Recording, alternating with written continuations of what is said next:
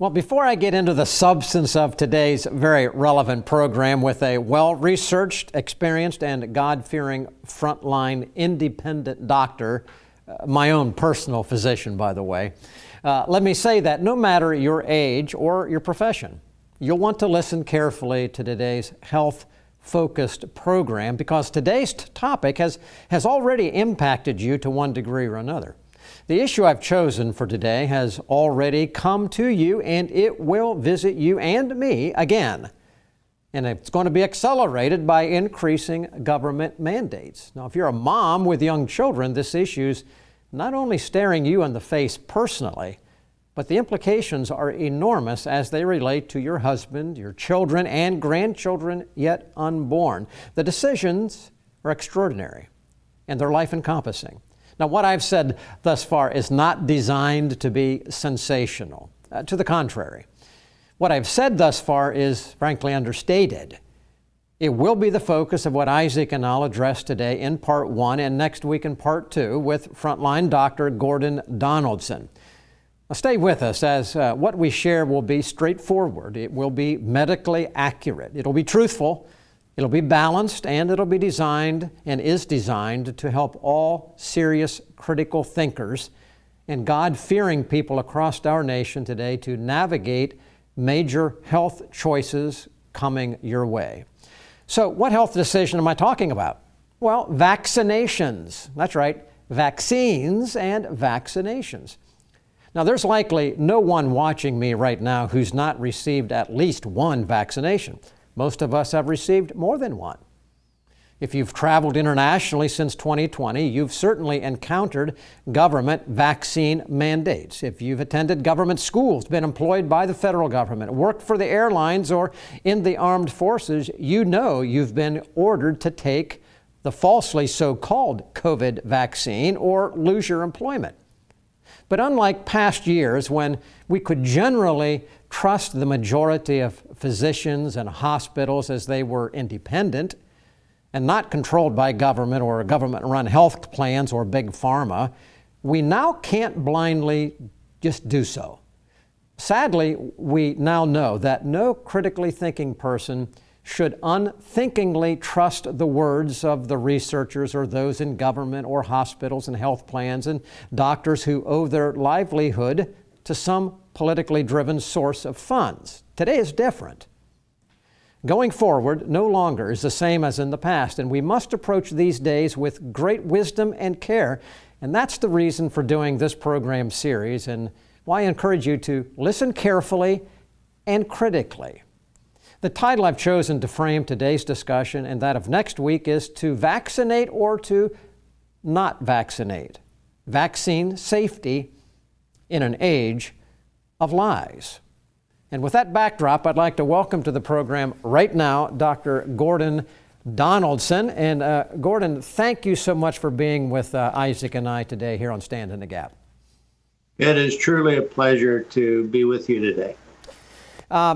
Gordon, just to get us going right now, I've already kind of intimated it, but I think all of us watching know that these last few years have really changed. The whole idea of truth and justice and what's reliable and not reliable has changed, even to the point of advice given to us by doctors and hospitals and all of that. So let me go to this question here.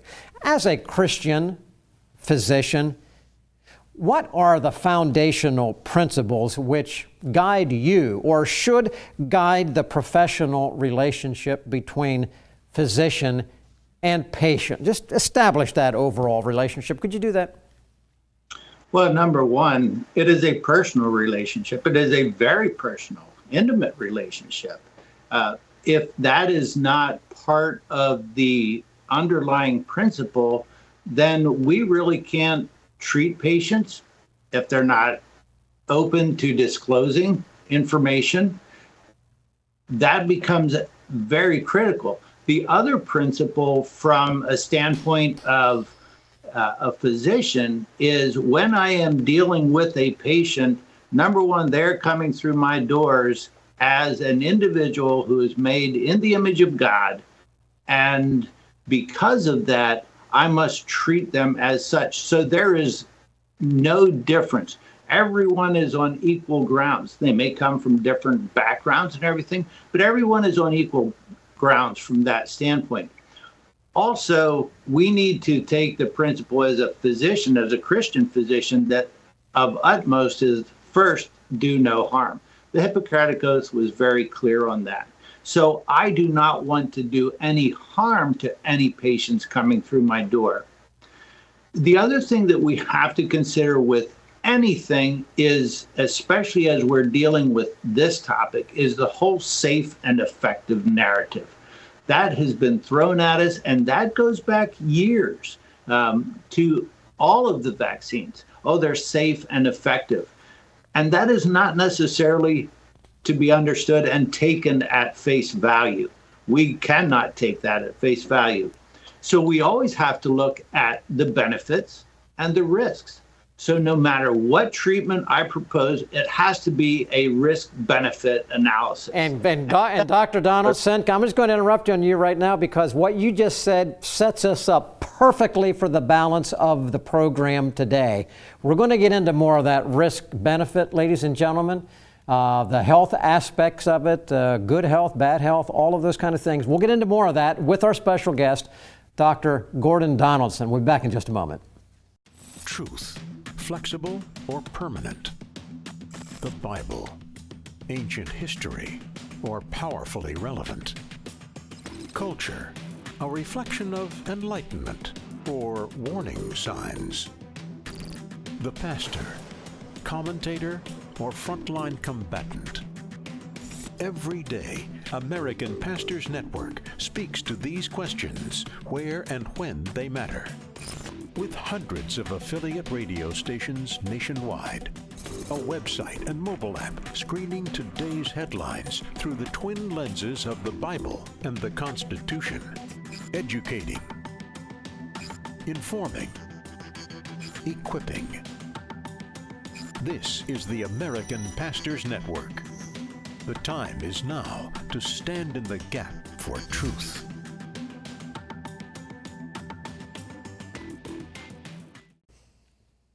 Welcome back to Stand in the Gap, and today we're talking with Dr. Gordon Donaldson from the Morgantown Family Practice about vaccine safety. And before we go any further, I think it's important, Doctor, that we talk about the definitions. And this has been, I think something that has been discussed even in pastoral and church circles all the way back to the Great Awakening, Jonathan Edwards, with the smallpox and things like that. But for our day and age, I think it'd be helpful to know the definition of a vaccine, and even within the last few years, maybe the changing definitions of it. So what can we go by for defining it? Well, as Sam has mentioned many times on the program, going back to Webster's and what a vaccine is, and I'm going to read it. I think it's important that people hear it verbatim as to what a vaccine by definition is, and then what it has been changed to. So by definition, a vaccine is a preparation or a suspension that is a weakened, killed, or fragmented microorganism which is administered to produce artificially and increase immunity to a particular disease with antibodies that are manufactured by your own body. So the problem is that in order to accommodate everything else that has come down the line, and specifically with the mRNA vaccines, the definition has been expanded to include gene therapy RNA and infusions of lymphocytes or antibodies to primarily, quote unquote, prevent disease. Now, I would contend that common sense clearly tells us that these are actually treatments, and they are not a vaccine by definition at all. So, they say follow the science, but it sounds like maybe they're changing some of the, and I think this is why it's so important that we define the terms. Here's what we've always talked about historically. This is what a vaccine is. Here's what they're now including in their government definitions of it. But let's get to the heart of the issue, and you already brought this up, the risk-benefit. So the point of vaccines, what I've, my understanding of it, which is from, as just a layman, so to speak, is that it's to save lives, in particular to avoid certain diseases and things. So it's, children are usually the ones that the focus is on them getting vaccinations. When I've worked at schools, especially in the public school, there was a list of things they want you to get vaccinated against if you're going to be around children. So in your practice, and you've practiced for many years, as you've observed, as you've watched this, can you say that scientifically they're able to prove that this has actually helped and that this is saving lives and preventing diseases? Looking back at the vaccines, no, you really can't. And there's two very important aspects to that. Number one is how the vaccines got approved and against what illness they got approved. And then the second is the long-term studies are not out there. A very big part of vaccines are what we call the adjuvants, or the carriers that are taking the fragments or whatever it is and being the way of getting it into the body. So it's important for us to understand that sometimes those adjuvants are really the problem with the vaccine, and that the aspect of the vaccine that's the fragment or whatever really is not consequential at all. So in the prevention of the illness, whatever it is that we're looking at to vaccinate against, you have to go back and look at what was happening with the illness to begin with. One of the things that is clearly been shown, and this goes back to Dr. Semmelweis in the 1800s, and that is the number one discovery in medicine, was that germs are spread by either bad sanitation or by not hand washing. And so with that, that's really where the benefit has come with mitigating illness. And in almost all the cases when the vaccine came along, the illness was already on the decline, but it was the vaccine that got credit for the benefit. You raise a question of saying that when we look back over history, vaccines have been around for a long time. You are not saying that the original concept of a vaccine to try and introduce a dead virus or something of that type to help the body's immune system, is that by itself, that concept, that by itself is not a wrong concept, is it? No, it is not a wrong concept, but again, we go back and we have to look at what it is that we're trying to vaccinate against. If it's something that getting the illness is not going to be death producing, then it actually is a bad concept, because natural immunity is far better immunity. Natural immunity is almost always a permanent immunity, whereas a vaccine is only a temporary immunity. It does not cause long-term, which is why you have to keep getting your tetanus shot every 10 years. Why you have to go and get a follow-up for your flu shot.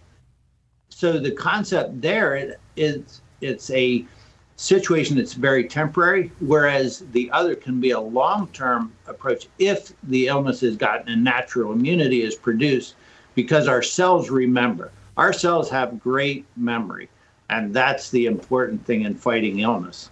And Gordon, I think as we've talked about on our radio program, Stand in the Gap Today and all that, on this issue and others, at contrast, there is the human immune system, the natural immune system created by God, which you just said has a way of responding to disease and remembering for a lifetime, permanent immunity. Whereas the vaccines you're calling about, we know now are not permanent, have to be re-administered, and if I'm not, I don't want to put these words in your mouth, but actually become more of a treatment. Certainly the new gene therapies we're talking about with the COVID becomes a treatment, not a vaccine. Therefore, again, the importance of defining the terms properly, perhaps. I want you to comment on that if you need to, but come back on this and follow up. If the historic treatment of vaccines in the form that they have been, with the carriers that you talked about oftentimes, which you said, all right, the carriers actually can be a problem creator, and the effect of it is not permanent, but you got to come back and revisit it, then one would have to say that the approach inherently is inferior to just a person getting disease, treating it with the best known treatment, and ending up with a lifetime of immunity. Now, again, comment, but here's the question to you right now. For those watching who've had vaccines in the past, me included, I am now thinking about what I should do going forward. But I may not be sick right now, but maybe others who have problems. So can you identify from some research now relative to health impacts of vaccines on both childhood and adult health? Is there, give me the benefits that we can now know, research-wise, and any risks that we now know to vaccines generally. What do we know? What can you share? Well, certainly the benefits are so minuscule that the risks far outweigh that. Dr. Paul Thomas did an excellent study in his own practice as a pediatrician, where he followed the children in his practice for 10 years. And what he found that for the entire 10 years, the children in his practice who were getting the regular vaccinations were sicker on multiple levels than those who did not. And those who were only partially vaccinated, they did fare better in between. But those fully vaccinated were sicker children for the entire 10 years, and it continued to go up, even after the study ended at 10 years. Interestingly, that study was retracted because of what he was sharing with that. And it was then followed up with another study that corroborated what he was saying. So the risks with these are huge. We know that the incidence of autism, allergies, autoimmune disorders, weakened immune system, inflammation, early death, cancers, SIDS in children, cardiovascular events with myocarditis, and vaccines can actually predispose someone to get the illness, which is what we're experiencing right now, especially with the mRNA vaccines, that it actually sets up for problems in huge ways that we do not know where this is going to end, and that's really the problem. So when we look at the risks far outweigh the benefits. And again, going back, how these vaccines in many cases are approved is simply based on an ear infection, or on a pneumonia, or on a cold, or on a simple virus that has no implications. Most of us have had them at some point in time in our life.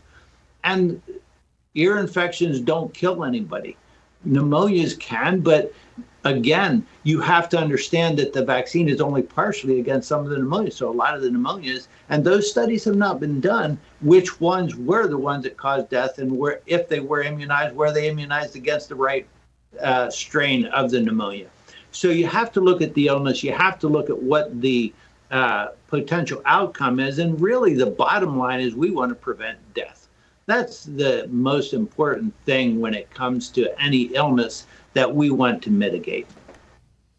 All right, and Gordon, I think I'm just going to leave it right there with you right now in that regard, and ask you to give some further overall views when we come back. Now, ladies and gentlemen, if you're just joining us perhaps right now, we're in the middle of a two-part series. This is part one on the issue of to vaccinate or not to vaccinate. And we're talking about this because we are now, as a nation, in an age where truth has been completely set aside. And over the last few years in particular, we have seen it. Truth has been set aside in areas of law, judicial rulings, research, certainly medicine and health.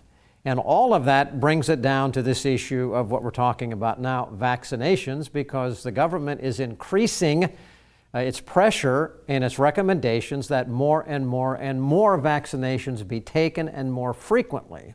We're asking the question, is that a good thing or a bad thing? That is the subject of this program. We'll be back for the conclusion of today's program in just a moment. Stand in the Gap is produced and recorded in the studios of Lighthouse TV. Positively different.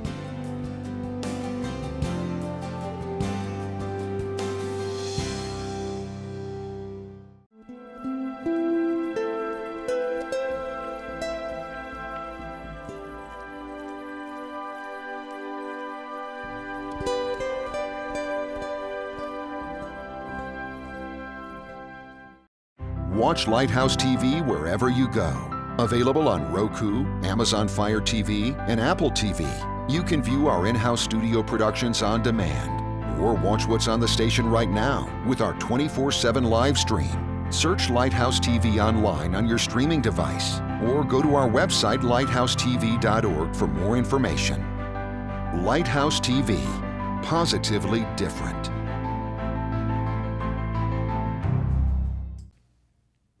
Welcome back to Stand in the Gap, and we've been talking about vaccine safety. So, Dr. Gordon, I'd just like to go to you in this day and age. And I often find people that say, I used to get the flu shot or this vaccine or that vaccine, but ever since the COVID and the mRNA shot, I don't know. I'm kind of questioning it.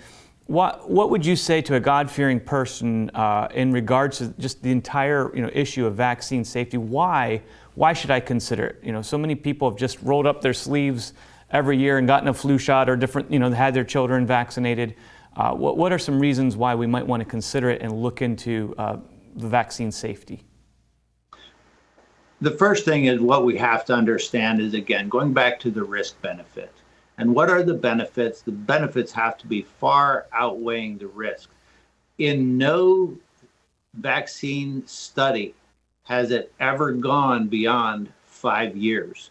And we know that the implications to the vaccines that children get in the childhood extend well into adulthood. Like I said, some of the things with cancers and with autoimmune disorders, those things extend into adulthood. And so it is very important that we look at that long term, which is not there. So that's the first thing. But the problem is because the pharmacology or the pharmacological companies have no liability, these will never be done. And so what we have to do is we have to understand that what we are guarding, as a Christian, we're guarding a temple that God has given to us. And so we really have to consider what it is that we're putting into that. And we have to do our research and look at the potential long-term issues compared to the benefits that we're going to get from it. So again, that's really the key, is that over the long haul, we have no clue. And for our children, we have to protect our children. That is key. And Gordon, that was a great summary. And we look forward to next week, you being back with us, where we're going to talk a little bit more about risk-benefit, a little bit of how we got to this point where we could actually be moving so far along without the research being done, and then a list of protocol, which you'll give next week on this program, of things that people can do in a practical sense. I think that'll be great. So thanks for being with us today. Well, ladies and gentlemen, thank you for being with us today on this program. I know that this issue is one that maybe you've thought a lot about it, maybe you've thought little about it, but we're doing this because, as a believer, we ought to know and be very careful about what we put into our bodies. Vaccines are one of those things that we do. It changes us. That's why we're talking about it today. Not telling you what to do, but raising questions so that you can know the best decision to make for you and your family. Well, we certainly thank all of you for watching. If you've written to us, I thank you. And if you've never contacted us, please consider doing that today. It's always a pleasure for Isaac and I to hear from you and to know that you are praying and that you are partnering with us, both in prayer and in finances. And if you're not, we pray that you would consider doing just that so that we continue putting out truth here on Stand in the Gap.